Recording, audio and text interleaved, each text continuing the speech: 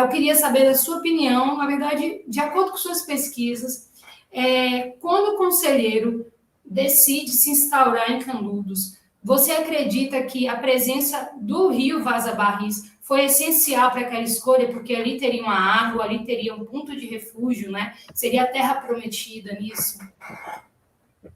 Sim, sim, eu acredito com bastante firmeza que as condições daquele espaço foi o que atraiu o Antônio Conselheiro para lá, né? Ele é uma pessoa originária do sertão do Ceará, desde por volta de 1872. Ele peregrinava pelos sertões do Nordeste, sobretudo ali numa região que engloba o que hoje é o estado da Bahia, Sergipe, pegando também um pouquinho de Alagoas. Então, ele circulava muito nessa região. Inclusive, em 1874, ele foi preso por causa de o que a gente chama hoje em dia de uma fake news. Ele foi acusado de matar a mãe dele, sendo que a mãe dele morreu quando ele tinha 5 anos de idade. Mas ele foi preso por isso, foi levado para Salvador, de Salvador foi encaminhado para Fortaleza, de Fortaleza para Quixeramobim. Quando chegou em Quixeramobim, eles viram que a mãe dele já tinha morrido desde que ele tinha 5 anos de idade e não existia nenhuma procedência em relação a essa acusação contra ele. Logo, então, ele foi libertado. E aí, o ponto que eu quero trazer em relação a essa anedota é que ele foi libertado pouco tempo depois, semanas depois de ter sido preso, e 1 ano, quase 2 anos depois, já existem registros dele novamente nessa região que engloba Bahia, Sergipe e um pouco de Alagoas. Então, em 1876, em 1874, na realidade, ele estava novamente no sertão do Ceará por causa dessa acusação, e 2 anos depois, ele já existem relatos de que ele está nessa região que é relativamente próximo de Canudos.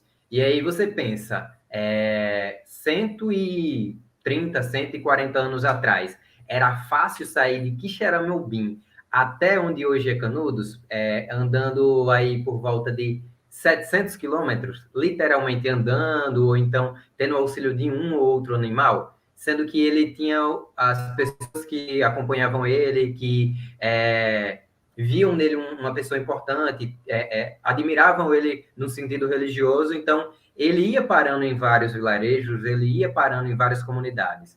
Não foi um percurso direto de Quixeramobim até, mais uma vez, ser relatado no sertão de Sergipe e da Bahia.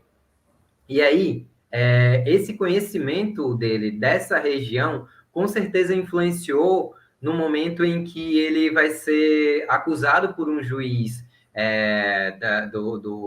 do sertão baiano de estar inflando a população, fazendo para se sublevar contra os impostos que haviam sido determinados pela República. Ele é tido como uma liderança, em alguma medida, desses movimentos populares contra os impostos, e aí ele decide, então, se fixar. Uma pessoa que já andava pelos sertões há quase uma década, que conhecia boa parte dos vilarejos do semiárido, depois dessa ameaça, por causa da influência dele nos sertanejos, por causa desse protesto, digamos assim, contra os impostos, ele decide se fixar naquela localidade que ele já havia passado uma vez e que ele entendia que tinha tanto uma estrutura natural de proteção quanto uma possibilidade de desenvolvimento da agricultura que pudesse garantir subsistência da população que já era seguidora dele fixa, digamos assim. Provavelmente já havia ali uma centena ou mais de pessoas que seguiam ele de povoado em povoado, de vilarejo em vilarejo.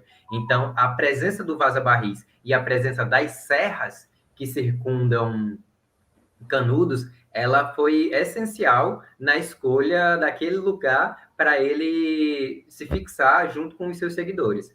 E só para fechar essa questão, eu trago as serras junto com o Vaza Barris, porque durante a terceira expedição, essas serras vão ser cruciais para os ataques feitos pelo Pajeú contra a terceira expedição do Moreira César, pelo conhecimento que o Pajeú e as pessoas que estavam junto com ele tinham daquele território. Então, as serras e o rio Vaza Barris são um complemento dessa escolha do Antônio Conselheiro em se fixar naquela localidade.